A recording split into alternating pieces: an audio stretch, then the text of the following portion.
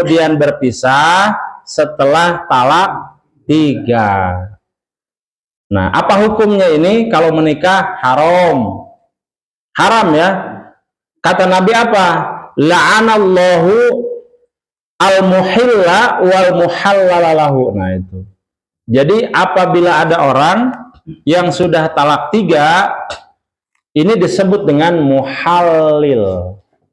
Muhallil namanya ya. Atau tahlil itu. Muhallil namanya. Diambil dari kata halal. Artinya adalah berupaya menghalalkan kembali sesuatu yang sudah haram. Jadi kalau sudah talak 3 itu hukumnya haram dinikahi, Pak. Gitu. Apa faedahnya? Kenapa talak 3 itu haram untuk dinikahi? Ada faedahnya. Supaya kita berpikir kembali apabila mau mentalak atau memisah si istri ini, jangan sembarangan. Jangan sembarangan. Misalkan lagi emosi, maneh kurang ditalak opat. Angger we. Angger we jatuhna 3. Bagaimana kalau ucapan talak itu misalkan maneh ditalak ke urang sakarung. Jatuhnya berapa? 1. Jadi talak itu tidak mengenal banyak. Kalau banyak dihitung 1. Talak itu mengenal bilangan 1, 2, 3. Jadi maneh ditalaknya ku urang sakarung, ya tetap aja 1. Begitu. Dipikirnya begitu. Atau sapalastik, sakeresek. Kan ada ucapan talak yang jelas, ada ucapan talak yang kias.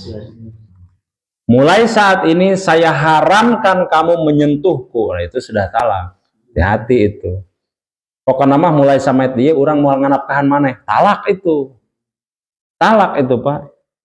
Karena yang namanya nafkah wajib nggak? Wajib. Kalau sudah tidak ada kewajiban menafkahi orang lain berarti. Hati-hati itu. Ya ucapan kita kalau sedang marah ya ditahanlah kalau bisa. Kalau memang saking tidak kuatnya pengen, ya ngobrol sareng tembok lah, wayah daripada macam-macam. Gitu. Itu namanya talak kinayah ya. Jadi ada talak yang memang majas, kiasan. Banyak itu Pak, banyak. Atau misalkan gini, lagi bertengkar nih.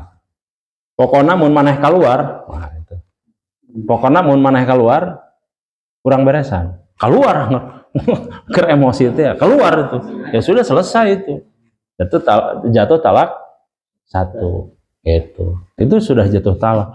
Maka perkara-perkara ini kan kadang-kadang tidak kita sadari. Ini hati-hati Pak, hati-hati ini. Atau misalkan paling sederhana, kita punya handphone, misalkan kalau kamu buka handphone ini pokoknya talak jatuh itu Pak. Jadi hati-hati ya. Apalagi kalau di handphonenya itu ada sok selingkuhan. Pak Torin memang jagoan masalah itu. Waduh. Lakbertnya. Baik, lanjut. Apa kata Nabi? Nabi dalam hadis sahihnya mengatakan Allah melaknat orang yang muhalil. Tadi apa muhalil? Orang yang mencoba menghalalkan tadi pernikahan yang sudah kandas tadi, yang sudah ditalak 3, ingin kemudian kembali halal, itu muhalil namanya. Nah, yang keduanya ini la muhallalalahu, orang yang menjadi joki atas itu. Ningali ya Pak Sony ya, punten Pak Sony-nya ya. Karena kalau resan fakta gitu. Ningali umpama si A sareng teh X misalkan gitu kan, ini sudah berpisah, sudah talak 3. Begitu berpisah muncul kan teori dalam psikologi itu gimana Pak? Orang kita ini dalam psikologis itu lebih cenderung penasaran, kemudian melihat sesuatu yang indah apabila belum memiliki, kan begitu dalam psikologi kan. Tetapi apabila sudah memiliki, hilang itu. Dah biasa Pak. Kamari mau orang muda-muda. Tapi setelah dimiliki ya biasa saja, Pak. Dan memang begitu. Nah, begitu berpisah, kondisinya kan tidak memiliki lagi. Mulai terbayang, baheula teh ternyata si teteh X itu teh bagur pisan gitu. Mulai. Jadi kabung bulengan deui, Pak. Kabung bulengan deui. Ningali pasoni. Karena sudah tahu hukumnya tahu bahwa ini sudah haram. Tetapi lihat, kayaknya nih bisa. Kan harus ada penyelang nih. Ningali pasoni punten ya. Kata pasoni hoyong bae deh. Dasar mah hoyong gitu kan ditawaran, aduh. Pas. Mau enggak? Saya nih ada uang. Misalkan sekian. Nanti pasoni nikah tuh sama mantan istri saya. Mantan istri saya. Uangnya pokoknya saya modali semuanya. Tapi omat, tong diopenan. Umpama. Nah gitu. Kan ininya setelah menikah kan harus cerai baru kemudian bisa kan. Nah ini direkayasa nih. Pokoknya nanti begitu pasoni sudah menikah jam 9, resepsi beres jam 1, jam 1 ditalak. Begitu. Boleh nggak ini? Nggak boleh. Itu merekayasa hukum. Kenapa? Karena menikah itu wajib apa kalau sudah menikah, Pak? Wajib apa?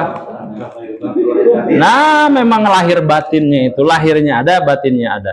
Dan salah satu syarat setelah menikah itu adalah melakukan hubungan suami istri. Itu sudah syarat. Kalau belum itu belum menikah, Pak. Namanya juga menikah lah. Menikah itu syaratnya itu, Pak.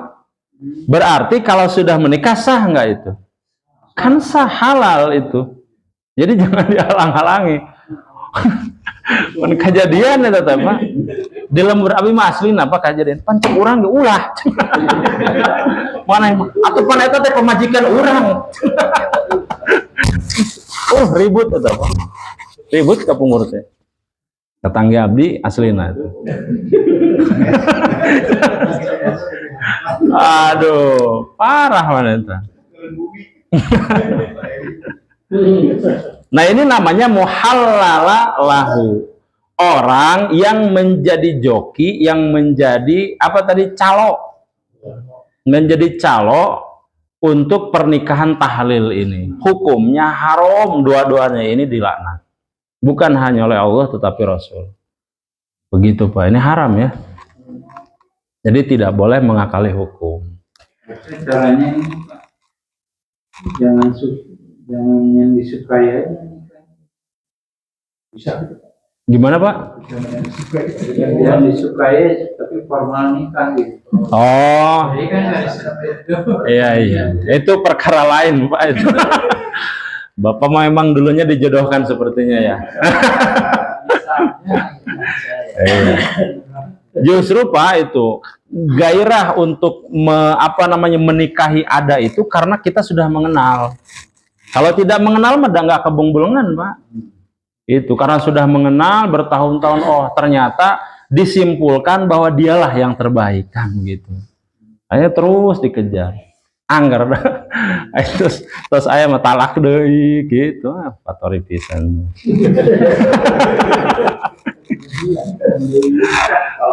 Aduh, itu ya. Jadi nikah tahlil ini diingat, Pak, adalah orang yang sudah mentalak 3. Kemudian apa hukum dan syarat nikah tahlil? Nah ini ya, syaratnya adalah tidak boleh direkayasa, menikah apa adanya saja. Jadi betul-betul menikahnya ya sudah gitu memang. Nah itu pernikahan yang betul-betul tidak ada unsur rekayasa gitu, betul. Nanti kalau misalkan memang dicerai itu urusan lain. Dicerainya bukan karena kita gitu merekayasa, ya karena merekanya aja gitu. Natural aja gitu. Nah yang menarik, Pak, di pandangan ulama ini mayoritas ulama menganggap bahwa nikah tahlil ini adalah sesuatu yang tidak sah dan haram. Berarti kalau ulama berfatwa ini terjadi nggak di masa lalu? Terjadi. Dan ini kitabnya banyak di kitab-kitab kuning membahas ini. Artinya bisa kita simpulkan, di zaman dahulu, beratus-ratus tahun yang lalu, ini terjadi. Bahkan terjadi di zaman Nabi. Makanya Nabi mengatakan, yang diriwayatkan dari Ibnu Mas'ud radhiyallahu anhu, la'ana Rasulullah sallallahu alaihi wasallam al-muhilla wal muhallalalahu. Dari Nabi itu. Berarti dari zaman Nabi ada nggak yang begini? Banyak berarti. Begitu. Sampai sekarang nggak? Sampai sekarang. Bukan mungkin, Pak. Dan memang ada. Memang ada. Dan saya sendiri memang mengalami.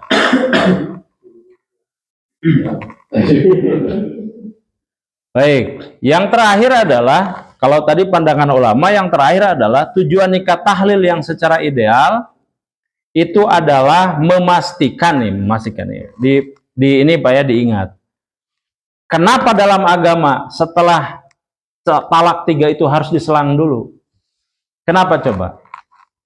Untuk memberikan punishment. Apa punishment itu? Hukuman kepada si suami yang mudah mentalak 3. Seperti itulah hukuman untuk kamu. Karena talak 3 itu sudah diberitahu oleh syariat akan ada penyelang. Maksudnya jangan sampai ke sana gitu, maksud syariat mah. Kalau kamu punya rasa cinta, kalau kamu pernah rasa sayang gitu kan ke istri itu, ya janganlah nanti kalau kamu salah langkah akan ke orang lain.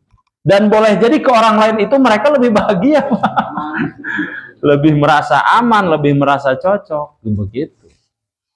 Makanya dalam agama ya jangan sembarangan itu ucapan, ditahan lah. Itu ya. Nah itu selesai Pak, nikah tahlil, sesederhana itulah nikah tahlil.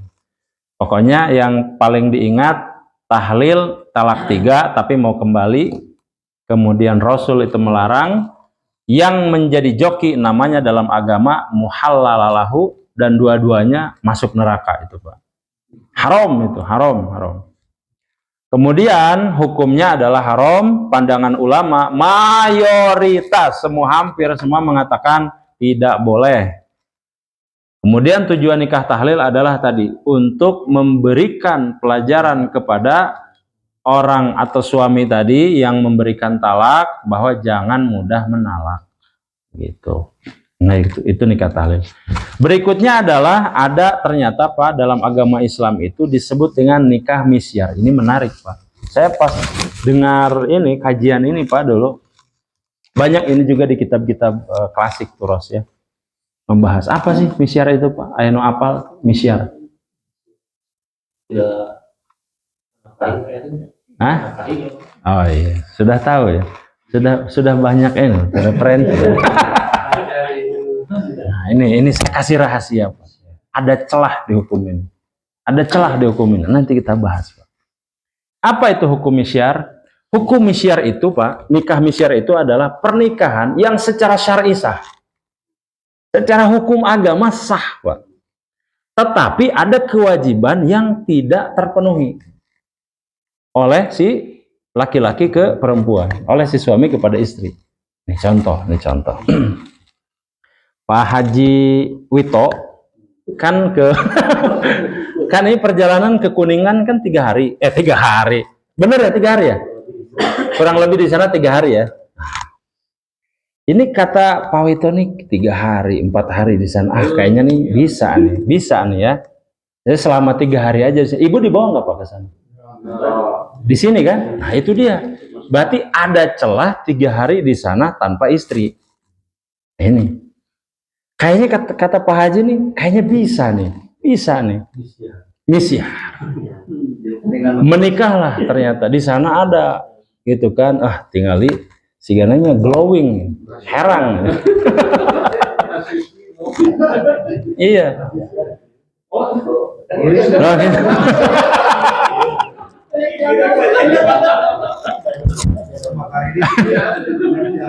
Iya. Pak Haji kan tos S3 dah. Aya nu sok bimbingan teh nu S2, S1. Ser. Oh, S1. Nah, kan S1 kan sudah siap panen itu, Pak. Ya kan? Sudah siap panen. Nah, nikah misyar itu adalah secara syariat boleh. Pak Haji akhirnya di sana nikah siri. Nikah siri. Tetapi kata Pak Haji, nanti kalau saya sudah pensiun mah beresan aja lah. Keep silent aja, keep silent. Jaga rahasia antara saya dan kamu. Pokoknya saya nafkahi kamu, tetapi ya udahlah nanti kita ini aja gitu. Apa namanya, nggak rame-rame lah, backstreet aja. Begitu. Pokoknya istri saya nggak tahu, saya penuhilah apa yang menjadi kebutuhan kamu. Bisa nggak begitu, Pak? Bisa. Wah, Pak Hadi ini sudah siap. Bisa nggak begitu, Pak? Bisa. Ini makanya, Pak, ini yang jadi celah. Dalam hukum ini nih, nikah misyarnya ada celah, Pak. Apa rukun nikah? Ayo. Rukun nikah. Rukunnya rukun. Ayo rukun. Ayo, ada ijab. Ada mahar, terus ada wali. Ada saksi. 4 tuh. Itu nanti ada yang lain. Syarat sah itu. Ini, Pak, pertanyaannya, kalau ini terpenuhi, sah itu. Sah ini, Pak, ada maharnya ada, saksinya ada, walinya ada ijab kabul. Itu sah secara hukum agama. Jadi nggak ada masalah, Pak. Meskipun itu siri. Ya, Pak. Leres. Bade. Untung tak ibu-ibunya. Nah, jadi nikah misyar ini, Pak, memang ini dilema. Ini dilema memang, Pak, hukum ini. Di satu sisi, ini pernikahannya sah. Tetapi di sisi lain, ada hak dan kewajiban istri yang tidak terpenuhi. Contoh, Pak Haji kalau sudah pulang ke Bandung, itu kan nggak kontekan ke sana. Kalau kontekan kan bubar yang di sini, Pak.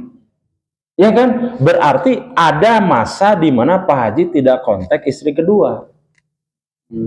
Bener nggak, Pak? Ya kan repot, Pak.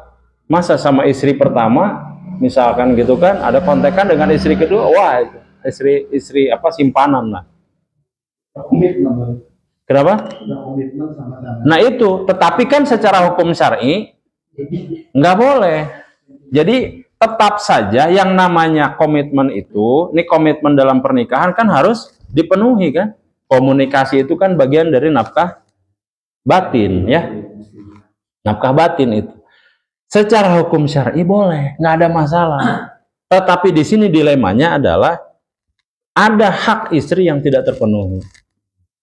Ujungnya nanti ke apa namanya tuh? Ke waris. Ya, kewaris, Pak. Pak Haji ternyata di sana kan bertahun-tahun ternyata beranak pinak. Umpama. Ya kan di sini. Terus kemudian nanti Pak Haji meninggal misalkan gitu kan. Kan nggak bisa, Pak. Nggak bisa. Akta kelahiran itu kan dikeluarkan apabila resmi. Kalau enggak, gimana ceritanya tiba-tiba dapat akta? Nggak bisa, Pak. Nah itu justru, Pak, kenapa dalam nikah siri dalam pandangan agama, dalam kompilasi hukum Islam ini pernah saya sampaikan. Ribet, Pak. Ribet. Kenapa? Karena dia harus mendapatkan sidang isbat, sidang penetapan bahwa dia adalah sah anak si A. Dan itu harus ditetapkan kapan menikahnya, siapa walinya, siapa saksinya, berapa maharnya, kan itu harus tuh dikumpulkan semua. Bener nggak sih ini menikah dengan si itu? Betul. Mana saksinya? Mana penghulunya? Sini semua dikumpulkan, ditetapkan nanti di situ. Nanti tanya ke istri pertama, kamu mengetahui nggak? Enggak. Wah itu repot tuh, Pak. Repot itu. Pokoknya saya tidak mengakui. Wah itu bisa bubar. Karena syarat untuk mendapatkan nanti di pengadilan harus mendapatkan persetujuan istri pertama. Kalau tidak ya bubar lah, nggak bisa. Gitu ya. Tapi di DKI itu saya dengar kita rencananya mau dicatat nikah siri. Nikah siri dicatat. Bukan siri. Gimana berarti bukan siri?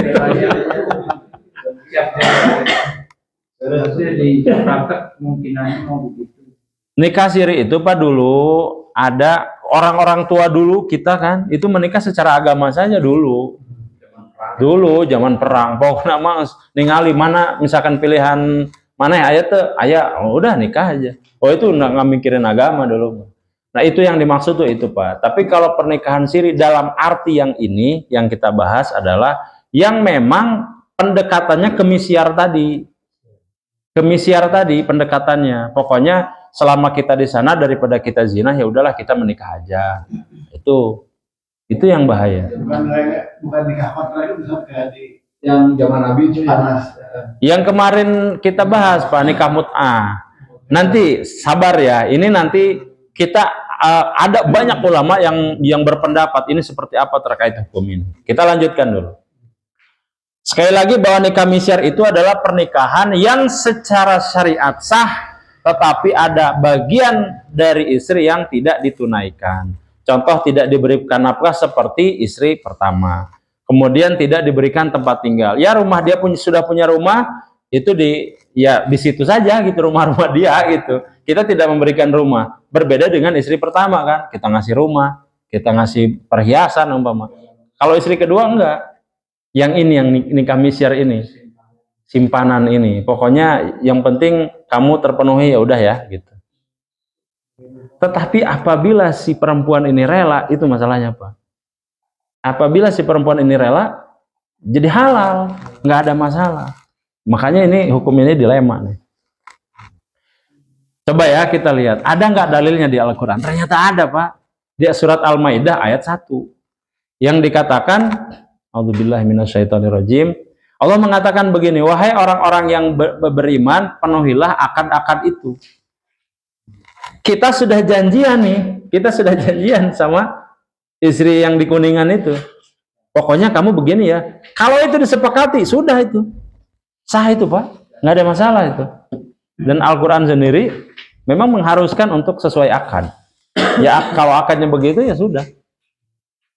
Toh secara menikah juga sudah sah, akad juga ada, nggak ada masalah gitu.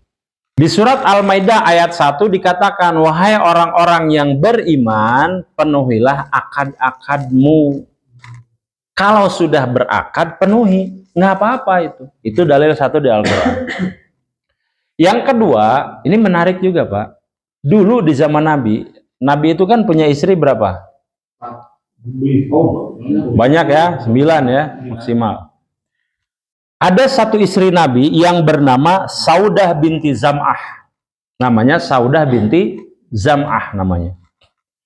Beliau satu ketika, ini Saudah ini, beliau satu ketika merelakan waktu, ya harusnya giliran beliau nih, giliran Saudah binti Zam'ah ini, gilirannya beliau. Kemudian Saudah binti Zam'ah ini mengatakan, udahlah nggak apa-apa ya Rasul, nggak apa-apa giliran saya hari ini itu buat Aisyah saja. Begitu, buat Aisyah saja. Haknya hak siapa? Hak Saudah. Tetapi itu diberikan kepada Aisyah. Kata Saudah binti Zam'ah, yang penting Rasul tetap menjadi suamiku. Direlakan. Jadi hak yang seharusnya untuk Saudah tadi kemudian diberikan kepada Aisyah. Itu menjadi dalil diperbolehkannya ada hak yang tidak terpenuhi apabila sudah ikhlas, sudah rela. Toh beliau sendiri kan yang rela.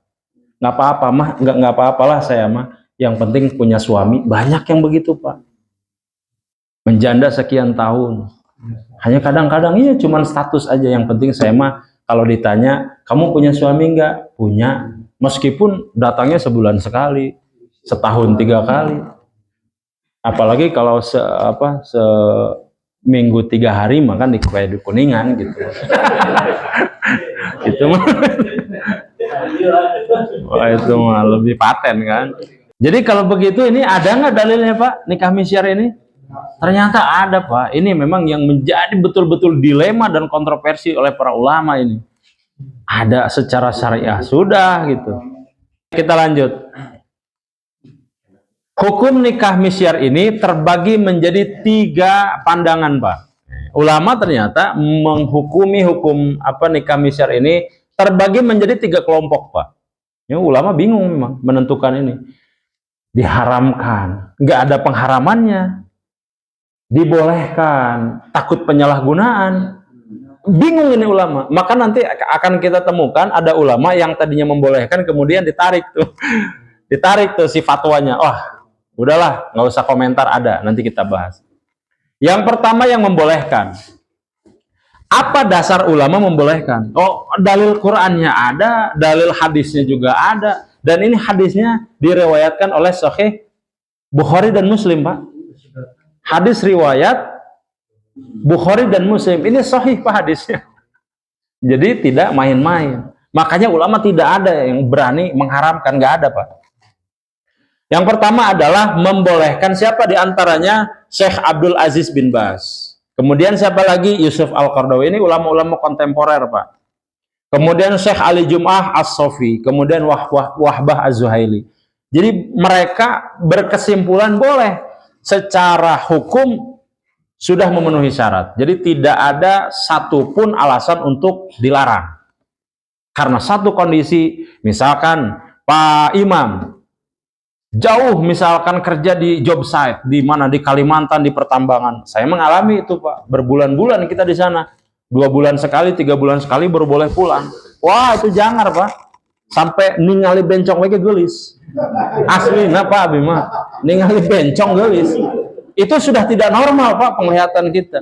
Karena sudah saking memuncaknya gitu. Kan begitu itu. Di job site itu begitu, Pak. Apalagi yang di Freeport jauh di sana. Wah, di Freeport itu lebih parah, Pak. 6 bulan sekali, ada yang 1 tahun sekali pulang. Dan untuk kalangan level tertentu tidak boleh bawa keluarga. Kalau sudah level manajer, supervisor lah, supervisor ke atas boleh, mereka sediakan mes. Wah, seperti apartemen di sana, Pak. Sudah disediakan, tetapi tidak untuk yang level ke bawah. Wah, itu sengsara kita, Pak, di sana. Barak kan, Pak, itu. Satu kamar itu kita diisi mungkin sampai 6 orang gitu di barak itu. Wah, itu luar biasa lah pengalaman. Maka ada ulama yang membolehkan, kemudian ada ulama yang melarang. Nah, ini Pak, perhatikan, takut salah nih, Pak. Kalau saya ditanya rokok, apa hukumnya rokok? Saya menjawab, rokok sebaiknya jangan. Kan begitu ya? Rokok sebaiknya jangan. Saya melarang nggak untuk tidak merokok? Nah, saya ulangi, makanya ini perhatikan. Ada orang yang nanya ke saya,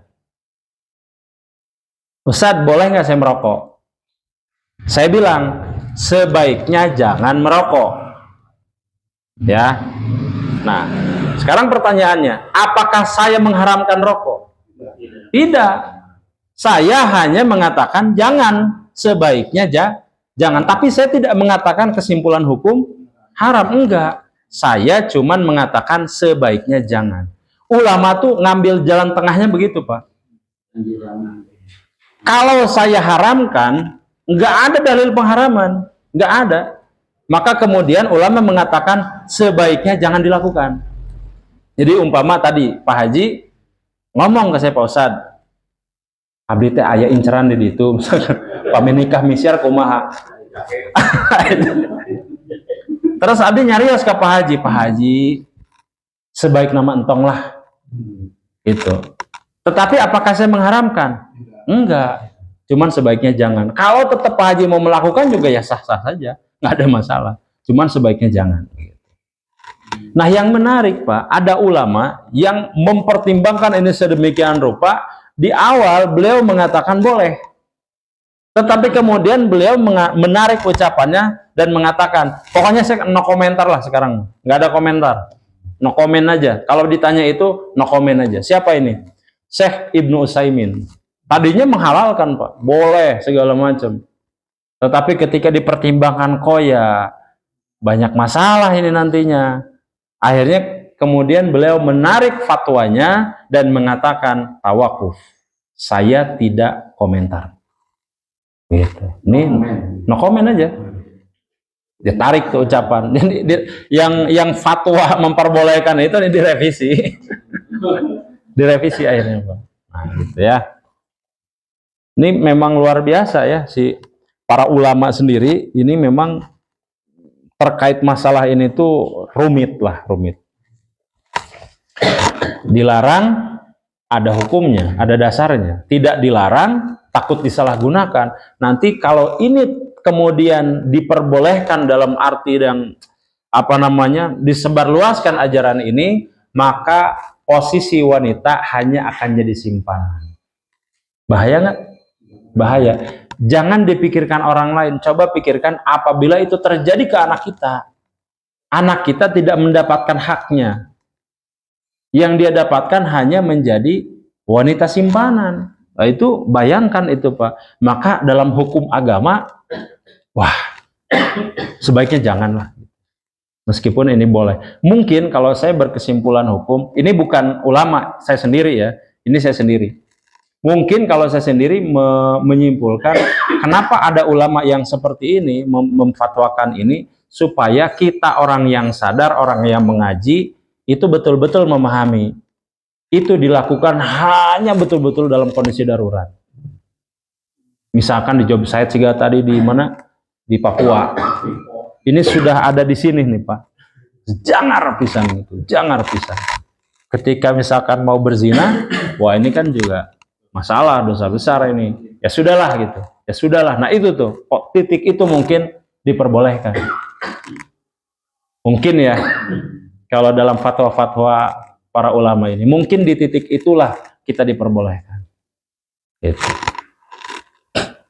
Baik. Nah, dilema dan kontroversi nikah misyar ini banyak. Salah satunya, salah duanya nih Pak. Pernikahan ini ulama yang bingung. Pernikahan ini secara hukum sah. Orang tuanya ada hadir yang menjadi wali. Kemudian penghulu juga ada, masyarakat juga tahu itu. Yang menjadi saksi banyak, tahu bahwa suami dari si A ini kita tahu itu. Tetapi masalahnya nanti pada saat kita pulang, misalkan di job saya tadi di Kalimantan, punya pemikiran, oh nanti kalau saya sudah balik, saya sudah di PHK atau saya sudah di pensiun, saya akan balik ke Jawa lagi. Ya udah, berarti kita selesai. Kan mirip-mirip nikah mut'ah itu. Nikah yang berbatas waktu, Pak. Di site 6 bulan, 7 bulan, 1 tahun. Kalau sudah 1 tahun selesai, ditinggalkan. Meskipun secara agama sah, tetapi ditinggalkan begitu saja, itu yang menjadi kontroversi. Padahal pernikahan yang dibina itu seharusnya full komitmen, tidak setengah-setengah. Begitu. Lanjut. Yang kedua, yang ketiganya adalah ternyata ada yang disebut dengan nikah shigor, Pak. Apa itu nikah shigor? Nikah shigor itu adalah pernikahan yang dilakukan, contoh seperti ini. Saya punya anak. Pak Imam punya anak. Saya suka dengan anaknya Pak Imam. Saya kemudian ngomong ke Pak Imam saya punya anak perempuan. Udah, dinikahi saja. Nanti anak Pak Imam sama saya ya. Tanpa mahar, tanpa apapun, hanya sebatas akad begitu. Dulu di zaman jahiliyah ini terjadi. Dan ini marak sekali Pak dulu. Atau yang bukan anak kita. Yang kita ambil entah itu budak sahaya. Ya, atau misalkan yang kita ambil kalau sekarang mah anak angkat. Jadi kalau bahasa fikih mah orang yang menjadi tanggungan kita. Itu bahasa fikih mah begitu. Mau dia anak angkat, mau anak sendiri, mau budak sahaya, itu yang kita tanggung. Apabila kita suka dengan orang lain itu, anak orang lain, kita mengatakan kita punya anak, sok dinikahilah sama kamu. Tapi anak kamu juga sama saya. Tukeran lah. Tukeran, barter. Gitu. Itu haram hukumnya ya, nikah yang diharamkan. Jadi orang tuanya gitu ya, yang menikah. Ya. Iya, bukan antara anak ya, bukan antara anak, saya ke anaknya, dia ke anak saya gitu. Jadi antara anak ini, gitu ya. Nah, Nabi Shallallahu Alaihi Wasallam menjelaskan, menegaskan. Kata Nabi, la shighara fil Islam. Tidak ada nikah shigor di dalam Islam. Nabi hapuskan itu Pak. Tidak ada yang begitu-begitu. Yang namanya pernikahan itu wajib harus ada mahar. Kalau tidak ada mahar tidak sah. Gitu. Itu menjadi rukun. Kemudian apalagi? Yang terakhir adalah nikah subhat. Ternyata nikah teh aya subhatan, Pak. Aya. Nikah subhat itu adalah nikah yang pada saat terjadi status dari si perempuan ini belum jelas. Contoh, Pak Sony ningali jahe. Umpama ieu. Kemudian Pak Sony senang. Nah, ngajak Pak Juhri. Pak Juhri jadi saksi yuk, sareng Pak Haji Wito. Langsung saksian. Terus Pak Juhri sahur Pak Sah, Pak Tori, ay abdi jadi naon aja. Tim hore we cuma sana teh kan. Tim hore.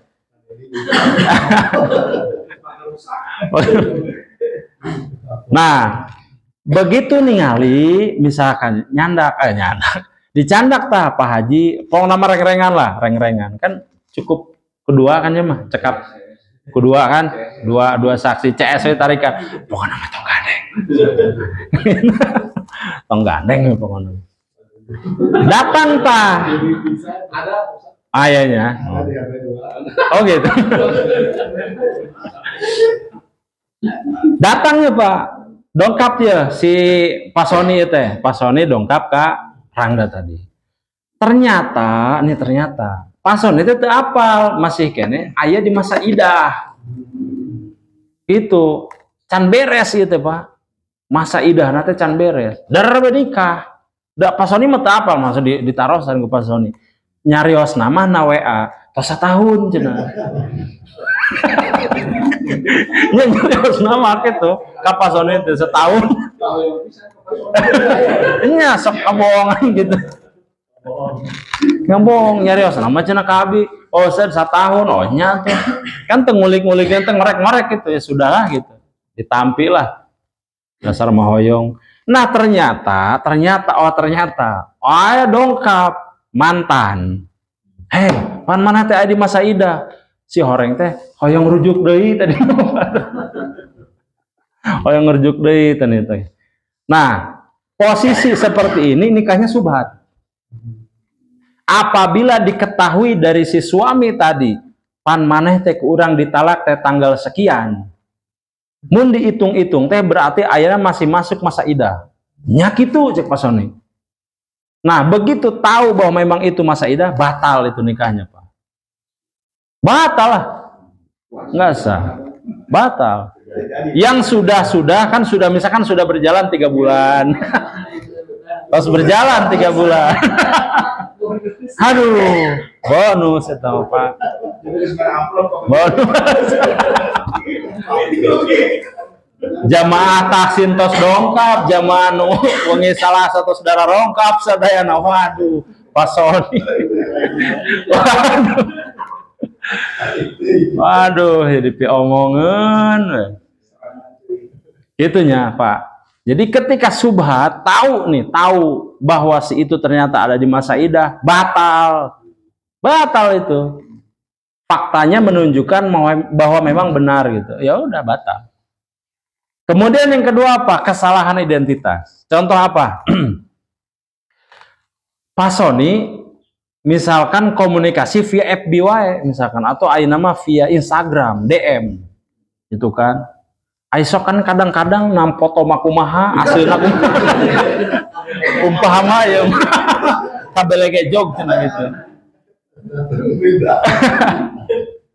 Kan aya sejarahna itu Pak.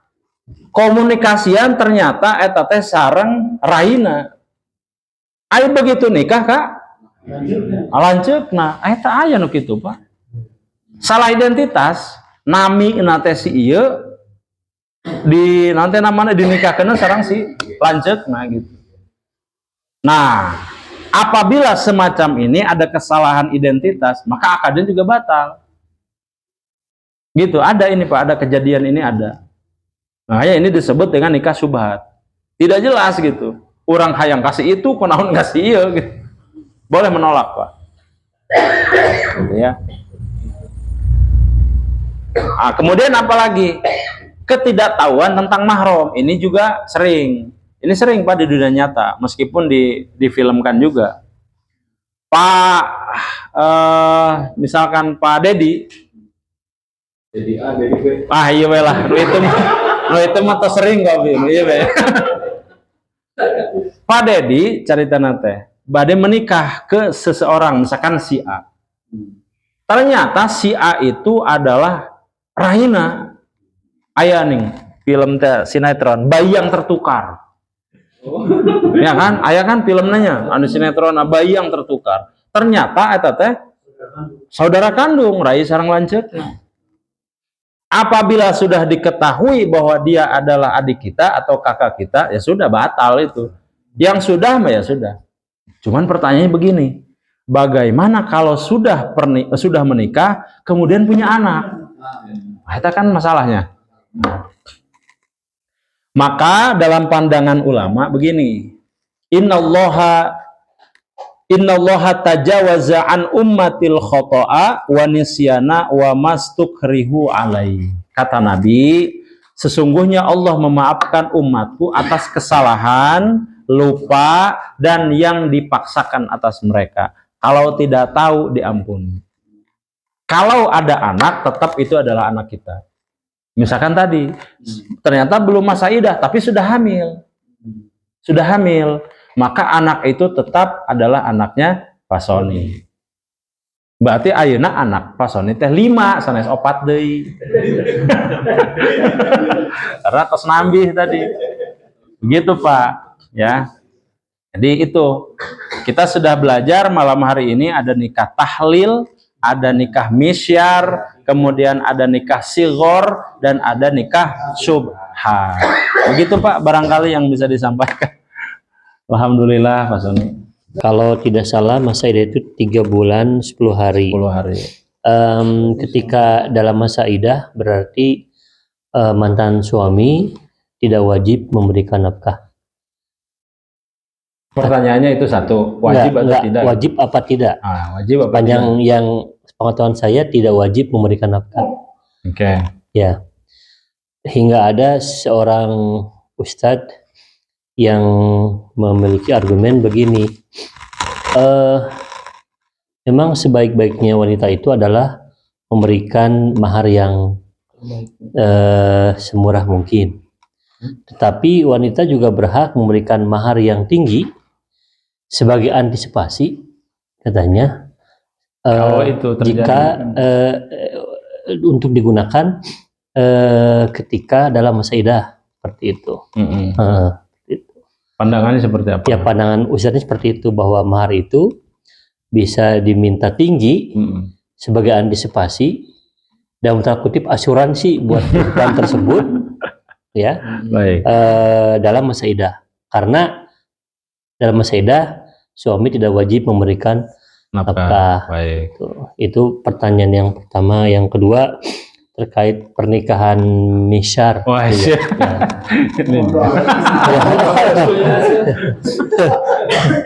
Ini percakapan terjadi di Madinah antar waktu itu, jemaah haji, ya, membahas masalah ini gitu.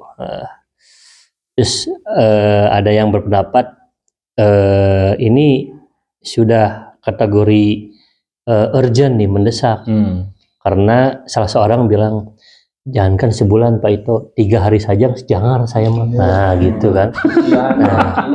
Nah, kenapa di usia awal 40-an mereka pisah dengan suaminya. Dan fenomenanya adalah mencari suami yang selevel dalam tanda kutip, tapi hanya dipakai untuk status. Itu. Pas keundangan kemana, suami saya gitu. Itu karena bagi mereka, walaupun punya pekerjaan segala macam, hidup tanpa suami adalah malapetaka. Jadi dipakai sebagai pajangan. Nah, dalam kondisi tersebut banyak yang memanfaatkan. Nah, komentar Pak Ustadz bagaimana dalam fenomena seperti itu? Baik, saya insya Allah menjawab. Yang pertama Pak, yang terkait dengan masa idah. Ya. Nah, ini sebetulnya mahar dengan idah itu 2 hal yang berbeda. Beda ya. Nah, 2 hal yang berbeda ini. Bagaimana nanti ternyata begitu mahar tinggi ternyata dugi ka sepuh. Jadi itu sebetulnya dua hal yang berbeda. Masa idah itu Pak, suami masih punya kewajiban. Ada kewajiban karena masa idah itu apa sih masa idah? Masa idah itu adalah masa kosong untuk memastikan bahwa si istri ini tidak mengandung anak kita. Masa kosongnya begitu. Supaya jelas gitu. Begitu nanti ada suami baru, yakin 100% bahwa tidak ada bayi di dalam kandungannya. Bersih. Kasihan nanti begitu menikah, mana yang kerenuh cina gitu. Oh di abdi teh seueur Pak. Ngeju hamil teh gitu. Mana yang itu. Jadi masalah.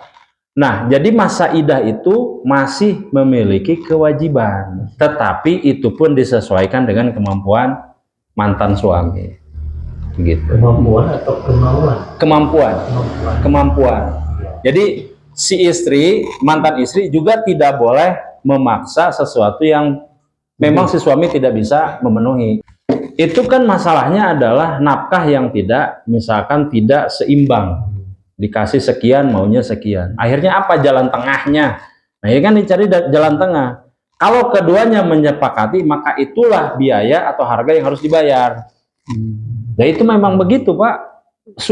Istri itu boleh meminta, boleh. Tetapi disesuaikan dengan suami. Makanya kalau di agama harus didiskusikan. Bapak sanggupnya sabaraha, da abi mah paling oge 1.000 lah sebulan. Dicalan lagi misalkan pas toke misalkan gitu.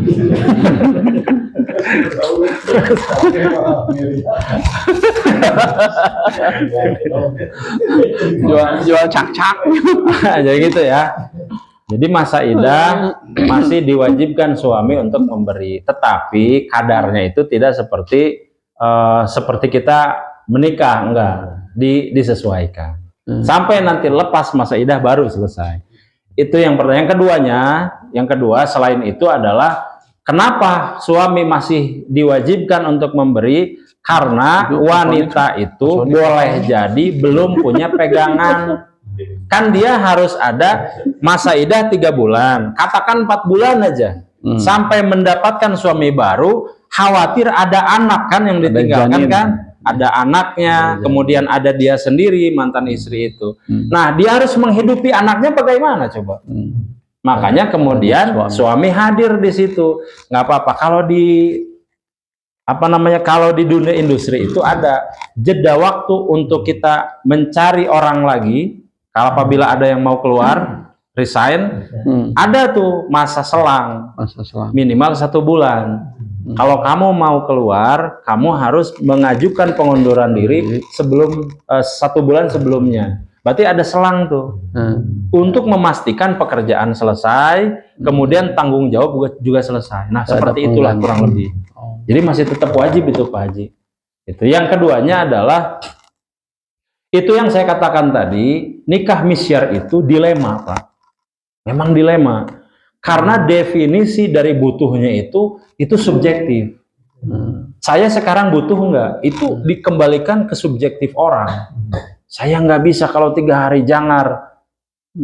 Tetapi ayah nu tiasa sasih ayah setahun ayah tergantung gitu. Jadi subjektif. Makanya kenapa ulama mengatakan dilema menentukan hukum ini. Makanya kita mas sebagai orang ngaji, gampangnya beginilah. Kita ngaji Al-Hikam kan, bener nggak? Ya. Nah, kalau dalam Al-Hikam sederhana, pandangnya ada syariat, ada akhlak, ada syariat, ada akhlak. Secara hukum fikih, sholat kalau memenuhi syarat dan rukunnya sah, tidak ada masalah. Udah itu nggak ada masalah. Tetapi sebentar dulu. Bagaimana dengan kolbunya? Khusyuk enggak? Karena yang akan menentukan adalah kolbunya. Nih kolbu nih yang menjadi penentu. Dohirnya mah sudah oke lah. Nah itu juga berlaku kepada nikah misyar. Apabila di dalam secara syariatnya sudah sah, sebentar dulu.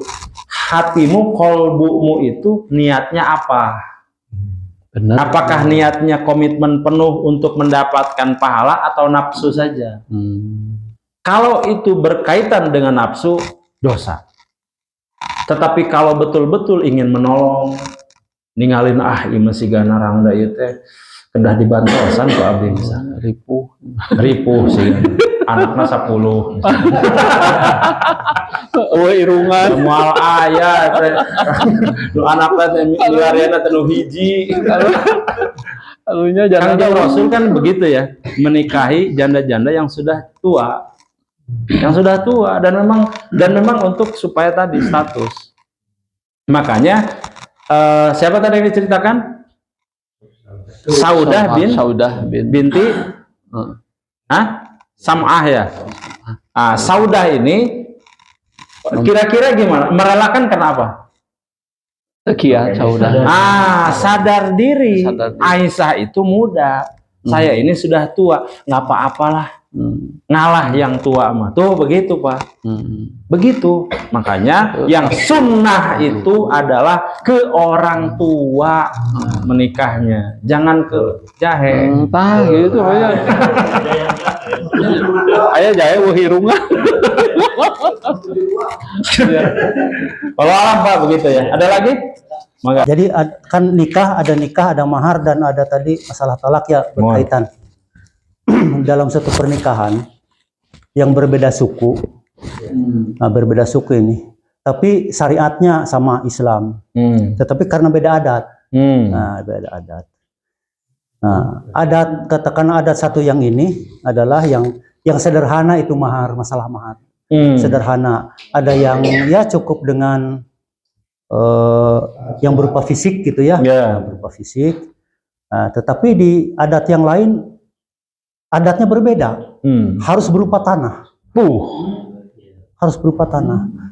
Sehingga si calon suami ini tidak sanggup karena tidak punya apa-apa, tidak punya tanah, tidak punya tanah. Tadinya kan biasanya kalau kita ada berupa mukena, Al-Quran atau uang atau perangkat alat sholat, itu yang sederhana. Ini masih kapling tanah komplek. Harus pakai tanah. Wah, saya nggak punya tanah ini, gimana? Masa pernikahan nggak jadi? Mawat. Itu kan. Akhirnya dari pihak keluarga mewakili keluarga pihak perempuan itu, udah nak, sebut aja 2 petak sawah. 2 petak sawah. 2 petak sawah, sebut aja. Atau ya 2 petak sawah atau ya gitu. Dalam akad nikah ya itu yang disebut, padahal sebenarnya tidak ada, tetapi disetujui, itu sudah diberikan arahan oleh pihak perempuan. Ya udah begitu. Iya. Bagaimana hukum nikahnya? Ada sertifikatnya, Pak? Ya, nggak ada. Jadi secara bentuk fisik tidak ada sama sekali. Cuma udah nak, sebut aja ini. Kan di sana kalau statusnya itu harus berupa tanah. Sepetak, 2 petak.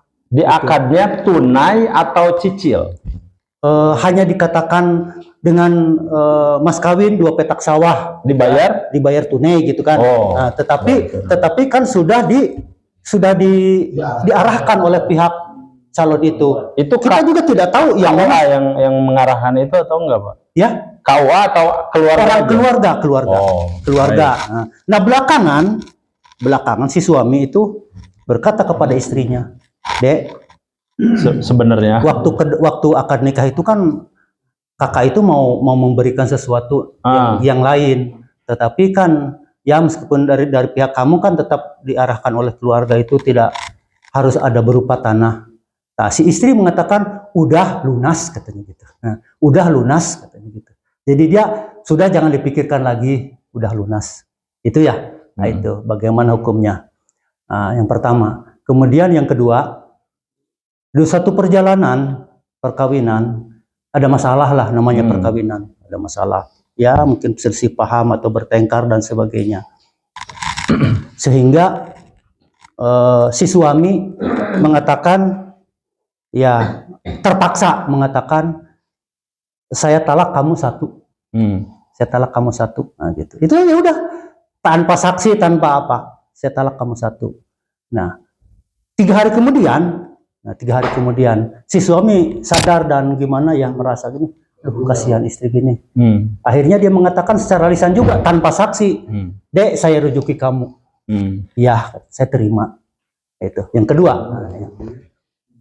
Kemudian yang ketiga masalahnya, dalam satu perjalanannya itu dengan kondisi yang ekonomi yang pas-pasan lah, hanya cukup mungkin untuk makan dari tanggal awal bulan sampai akhir bulan gitu. Si suami hanya mewarning kepada istri karena banyak tetangga-tetangga itu ya kelihatannya bikin malu gitu ya. Sebentar-sebentar ada penagih ini, sebentar-sebentar ada yang nagih. Yang kalau sekarang mau dibilang emok, batak dan sebagainya. Nah, dia hanya warning istrinya, Dek, apabila kamu banyak utang, dalam arti berpikirnya itu bukan tidak boleh punya utang. Apabila kamu banyak utang sehingga kan nanti mungkin gaji dan sebagainya itu bisa tidak mencukupi, ya. Apabila saya dengar kamu ada penagih atau setahu kamu ini nagih, ada penagih, udah kamu pulang ke orang tuamu. Nah, tetapi ya hanya itu saja, tetapi itu tidak pernah terjadi. Nah, bagaimana menurut Ustadz? Baik, Masalah. ada 3 ya. Ya. Yang pertama ada yang ingat nggak Pak? Yang pertama ada. Nah, baik. Yang mahar ya. Ya. Yang namanya mahar itu Pak, itu harus sesuatu yang nyata. Harus sesuatu yang nyata, meskipun itu dicicil. Nah ini masalah Pak, itu bohong berarti. Jadi masalah masuknya ke bohong. Mahar itu pertama syaratnya harus berwujud. Yang keduanya bernilai. Itu syaratnya Pak. Meskipun si syarat ini misalkan ya sama seperti dulu di zaman Nabi ada nikahnya dengan baca Al-Quran. Baca Al-Quran tidak berbentuk fisik, tapi bernilai nggak? Bernilai. Al-Quran itu bernilai. Jadi berarti sesuatu yang bernilai. Nah, sekarang apabila itu diucapkan dalam lafaz tunai, harusnya ada barangnya. Harusnya ada. Kalau tidak ada, berarti bukan tunai. Nah, ini masalah sebetulnya. Kenapa tidak dibicarakan itu? Masalah itu Pak, masalah itu. Berarti dalam satu akad itu tidak clear. Ya, tidak clear itu Pak. Keabsahannya tidak sah. Tidak sah itu. Kalau mah misalkan dicicil itu masih sah. Bro, memang dicicil kok. Sekarang ini barangnya nggak ada. Sesuatu yang diberikan mahar harus bernilai. Yang kedua harus berwujud. Wujudnya ada nggak?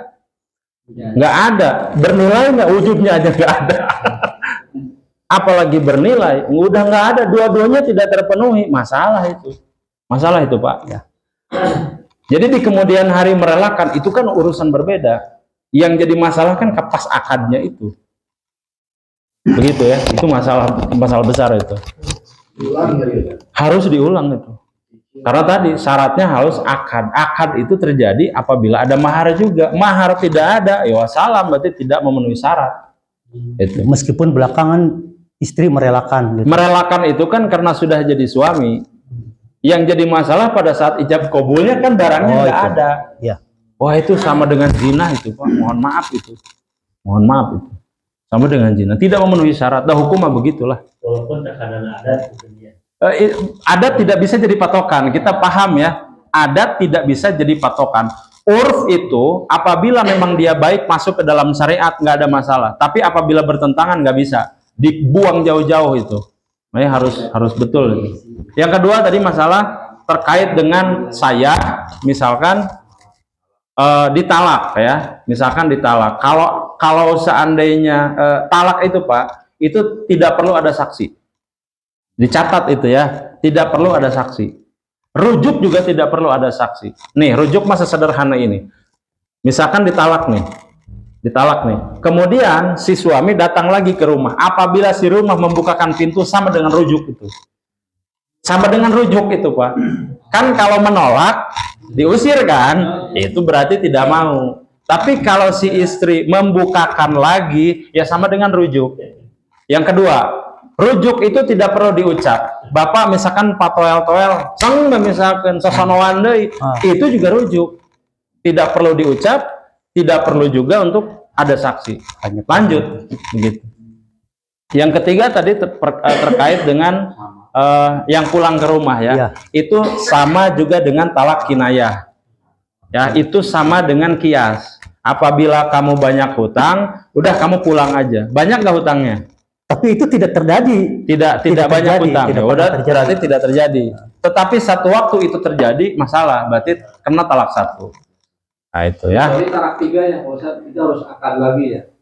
Tadi tahlil. Tahlil. Tahlil kalau sudah talak 3, ayah jokina akan tenang. Tenang. Balik lagi. Baik. Bukan dulu, Ki.